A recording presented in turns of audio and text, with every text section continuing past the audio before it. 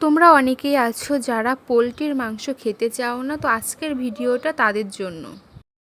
এইভাবে একবার হলেও ট্রাই করে দেখবে, আশা করি ভালো লাগবে। তো অবশ্যই সাথে থেকে সম্পূর্ণ ভিডিওটা দেখতে থাকো।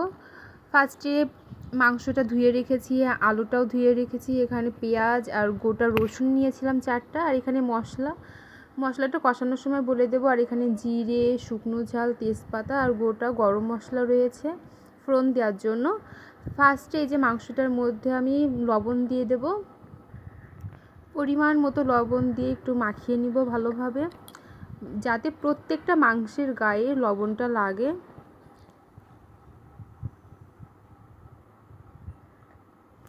তো আমার মাংসটা মাখানো হয়ে গেছে, এখন আমি আলুর মধ্যে সামান্য পরিমাণে লবণ দিয়ে এটা ভেজে নেব।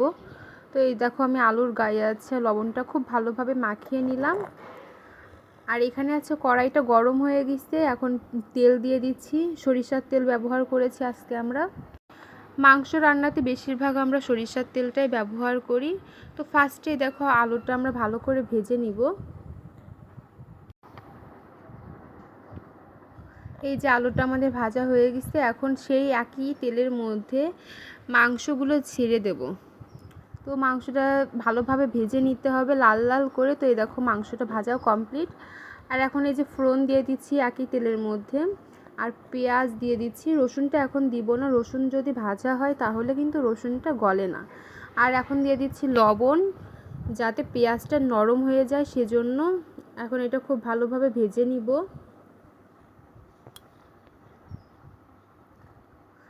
তো এই যে রসুনটা আছে মাংসের মধ্যে রেখে দিচ্ছি, কারণ এটা কষা করার সময় দিয়ে দিব একসাথে করেই।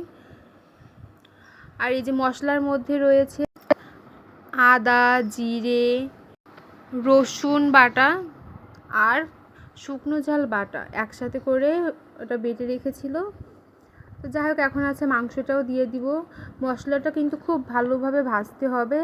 ভালোভাবে যদি ভাজা না হয় তাহলে কিন্তু কাঁচা মশলার গন্ধ বের হবে। তো তারপর আছে এই যে মাংস দিয়ে এখন খুব ভালোভাবে কষা করেছি, আর এটা আমার মাম্মামের জন্য রেখে দিলাম। আর এখন পরিমাণ মতো জল দিয়ে দিয়েছি, আর পরিমাণ মতো লবণটাও দিয়ে দিয়েছি। তোমরা যেমন লবণ খাও অবশ্যই পরিমাণ মতো দিবে। আর এখানে 2 চামচ মতো হলুদ গুঁড়া দিয়ে দিয়েছি। তো এটা ভালোভাবে ফুটে যাবার পর গরম মশলা দিতে হবে। তো সেটা না আমি ভিডিও করতে ভুলে গিয়েছি।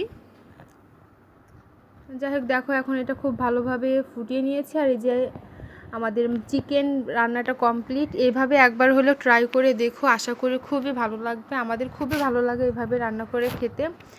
ধন্যবাদ সবাইকে, ভালো থাকবেন সবাই।